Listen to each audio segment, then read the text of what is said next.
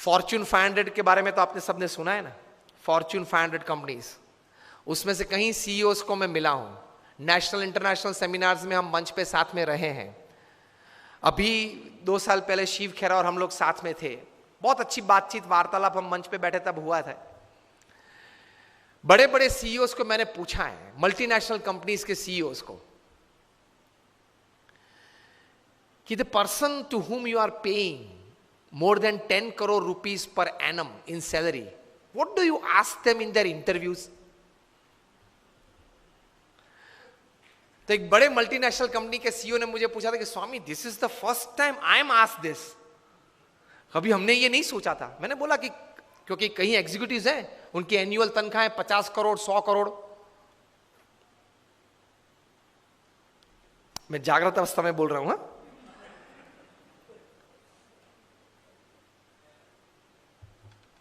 ये बहुत बड़ी सॉफ्टवेयर बनाने वाली कंपनी है,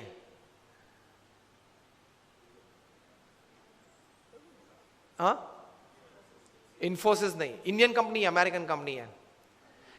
एलिसन उनका सीईओ है, एलिसन। ऑरेकल कंपनी है, आप नेट पे जाके ऑरेकल खोलना, एलिसन नाम डालना और उनकी तनख्वाह आप देखना। पिछले 5 साल की उनकी एवरेज तनख्वाह है $400 million per year. Silence. $400 million, $1 million मतलब 65 करोड़ गिन लो, चलो राउंड फिगर 70 करोड़ गिन लो। $1 million is, that is $10 lakh is 7 crore rupees. So 400 million is 2800 crore rupees per annum salary. अब देख लेना, मैं नाम देता हूं, Allison, ELLISON, he is the CEO of Oracle।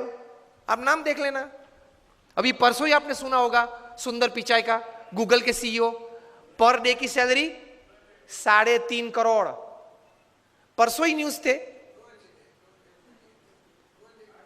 हाँ 2 दिन पहले न्यूज थे,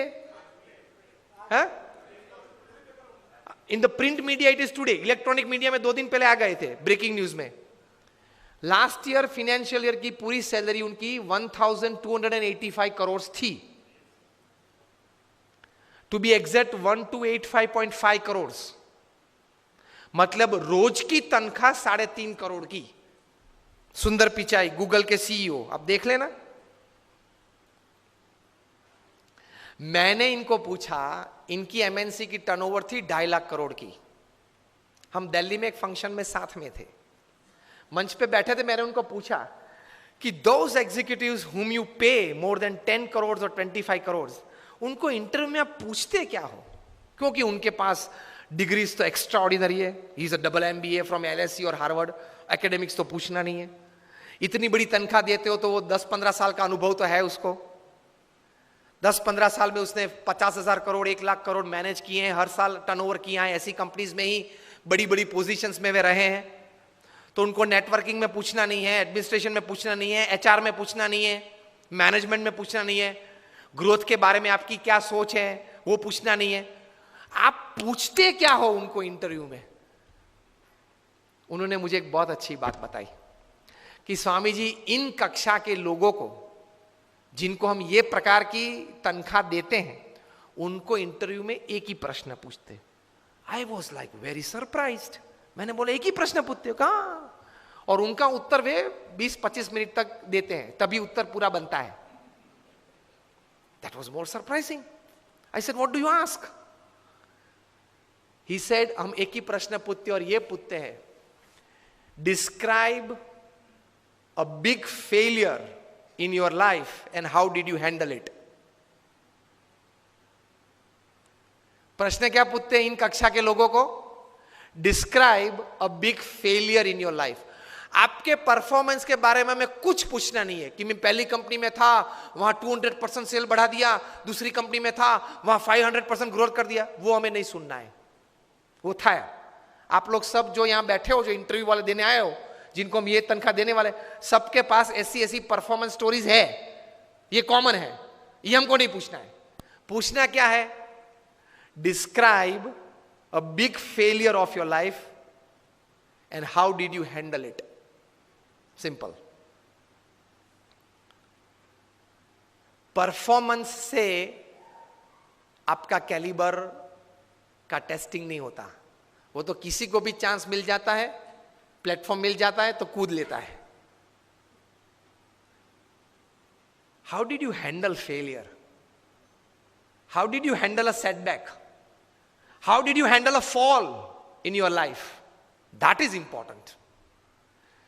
क्योंकि अब रूटीन में जब हमारी अगर हमने आपको हायर कर लिया, रूटीन में हमारी कंपनी चलती होगी, तो आप तो अच्छा परफॉर्मेंस दिखाए नहीं वाले हो. लेकिन कंपनी में अगर बड़ी आफत आ गई तो आप क्या करोगे वो बताओ.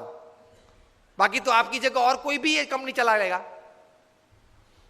Isn't it a very important question? उसमें वो मल्टीनेशनल कंपनी के सीईओ ने मुझे बताया कि स्वामी, इसके उत्तर में उसको 20-25 मिनट हम देते हैं और उसमें भी हम ये जांच करते हैं कि किस प्रकार के विचार और प्रैक्टिसेस उसने अप्लाई किए, वो साइड में रखते हैं. किस प्रकार के एटीट्यूड्स उसने उस वक्त रखे, उस पे हम गौर रखते हैं. What we see in his answer is not what he thought during failure, not practicals what he applied to come out of that failure. What we see is what type of attitude he kept when he was a failure, when he met failure in his life. तो महान लोग ये परिस्थिति में इस प्रकार के attitudes रखते हैं. तो इसमें ये बात आती है गम खाने की. ये बहुत बड़ा विचार जो प्रमुख स्वामी महाराज ने दिए, उसमें कई प्रकार के ऐसे अर्थ आ जाते हैं. That is the greatness of life. How do you handle failures? Failure handle में सिर्फ आपका एटीट्यूड, एक ही शस्त्र आपके पास रहता है. हां, ऐसी परिस्थितियां जीवन में आएगी जब आपके मोबाइल नंबर में 400 फोन होंगे, किसको फोन करूं वो तकलीफ में आ जाएंगे आप. Even if you are the Sahara of thousands of homes, when you are lying बेसहारा in तिहार for 4 years, किसको फोन करूं? उनके मन में भी दिक्कत होगी ना कि अभी 4 साल से 10,000 करोड़ के रुपए के व्यक्ति तिहार में है. किसको फोन करते होंगे वो? मोबाइल में तो होंगे 1000 से ज्यादा नंबर. आपके सिटी के, बेंगलोर के किंग ऑफ द स्काईज जब भारत छोड़ना पड़ा, तब भारत का पासपोर्ट नहीं यूज कर पाए, डिप्लोमेटिक पासपोर्ट पे भाग गए ना. अभी वापस लाने की सब प्लानिंग चल रही है. आएंगे शायद, और अगर मुंह खोलेंगे बड़े बड़े तकलीफ में आने वाले हैं. तो फेलियर्स जब आते हैं तब एटीट्यूड्स किस प्रकार का रखते हैं, that is very important in life. Blame game चालू हो जाती है.